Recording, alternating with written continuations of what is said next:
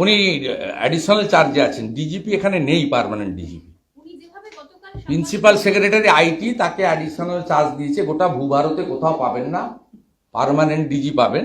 DGP is a very important post regarding law and order. এই রাজ্যে এটা temporary আছে। তার উত্তর আমি আজকে দিয়ে দিয়েছি। একটা উনি রাইট উইংসদের কথা বলেছেন। রাইট উইংসটা কে আমি জানতে চাই।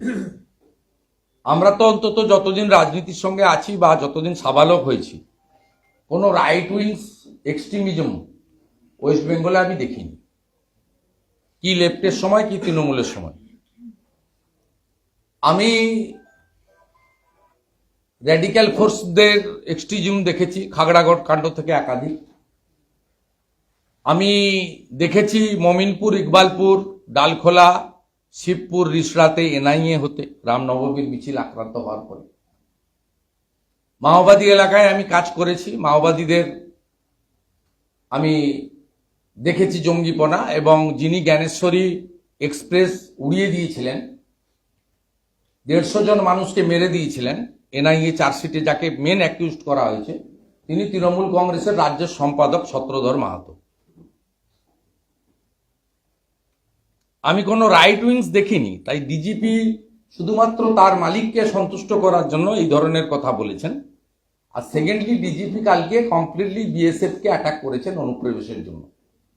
আজকে সম্পূর্ণ তথ্য দিয়ে আমি মমতা ব্যানার্জির যে চিৎকার চেঁচামেচি, শতছিদ্র সীমান্তের জন্য কে দায়ী, কারা পশ্চিমবঙ্গটাকে শেষ করে দিচ্ছে, ভালো থাকা, ভালো পড়া, ভালো শিক্ষা, ভালো চিকিৎসা, এগুলো তো হবেই, তো রাজ্যটা থাকলে তো হবে। আপনি নিজে দেখুন, 1,500 অনুপ্রবেশকারীকে বিএসএফ ধরে দিয়েছে, 90% জেলের বাইরে চলে গেছে 23 সালে। 24 সালে এখন অব্দি প্রায় 1000-এর কাছাকাছি ধরে দিয়েছে। এটাতে পুরো ডিটেলস আছে, আপনাদের একদম ফ্যাক্টস অ্যান্ড ফিগার্স দিয়ে আমি বলছি। আমি আপনাদের মিডিয়া পরিচিতির বাইরে এই বাংলাকে, পশ্চিমবঙ্গকে আপনারা ভালোবাসেন, আপনারা ভারতীয়। আপনাদের বলবো, এই সরকার যা করছে কেউ সেফ নেই। আমরা এখানে যে বসে আছি, এখানে কেউ সেফ নেই। এই জাভেদ মুন্সি, তিনি খুব শক্তিশালী রিমোট কন্ট্রোল, 2 কিলোমিটার দূর থেকে রিমোট কন্ট্রোল করে গাড়ি উড়িয়ে দেওয়ার পাওয়ারফুল ডিভাইস এবং এক্সপ্লোসিভ তৈরি করার এক্সপার্ট। আপনি এখানে মিটিং করছেন, আপনার করুণাময় থেকে আপনাকে এখান থেকে উড়িয়ে দিতে পারে। কোথায় আছেন আপনি? কি ভয়ঙ্কর! কোন রাজ্যে আপনি বসবাস করছেন? দল থাকবে, দল আসবে, দল যাবে, নেতা মন্ত্রী পরিবর্তন হবে, আমলা পরিবর্তন হবে, রিটায়ার করে যাবে, একটা সময়ের পরে প্রত্যেককে চলে যেতে হবে।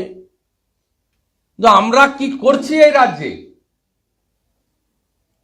কেন প্রায় 600 কিলোমিটার আপনি